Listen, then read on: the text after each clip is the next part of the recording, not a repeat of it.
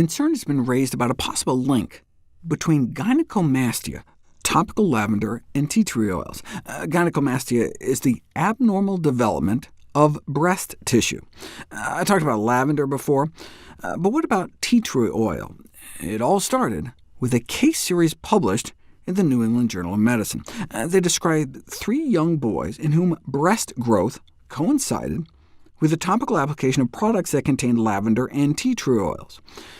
How do we know they were to blame? Well, the problem resolved in each patient shortly after the use of products containing these oils was stopped.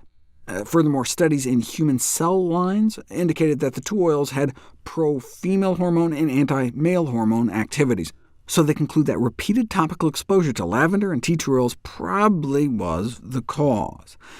But as a tea tree oil company representative pointed out, only one of the 3 boys was exposed to any amount of tea tree oil, and they were also exposed to lavender oil, so lavender oil may have been to blame in all 3 cases. The researchers responded that, OK, that's a valid argument. However, the tea tree oil did have activity similar to that of lavender oil with respect to the in vitro effects. Let me walk you through those. This is measuring the growth of human breast cancer cells in a petri dish.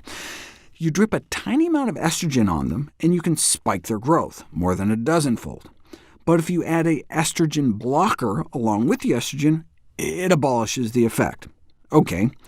Now let's add increasing amounts of tea tree oil to the breast cancer cells. Their growth goes up, and the reason we know it's an estrogenic effect is that when you add the estrogen blocker too, the growth comes down. Pretty convincing. But in vitro testing alone is not adequate grounds for indicting traditionally used products, argued some herbal proponents, including Paula Gardner. I was excited to see one of my medical school classmates and friends. Hi, Paula. Specifically, argued the Tea Tree Oil Industry Association, only a few tea tree oil compounds actually make it through the skin.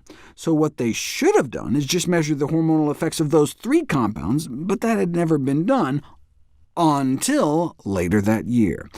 Yes, drip increasing concentrations of whole tea tree oil on breast cancer cells in a petri dish, and you can increase their growth, compared to an oil with no estrogenic effect, like eucalyptus oil. But if you just look at the 3 components of tea tree oil that actually make it into your bloodstream when you apply it on your skin, none appear to have any estrogenic effects. So none of the components that penetrate the skin appear to act as estrogens, neither alone nor in combination, and so you can't extrapolate the petri dish effects of the whole oil to what one might see when applied on the skin. Thus, what you see in a petri dish may not be identical to what you see in a person. This new data led European consumer safety officials to conclude that a purported link between gynecomastia and the topical use of tea tree oil is therefore considered implausible.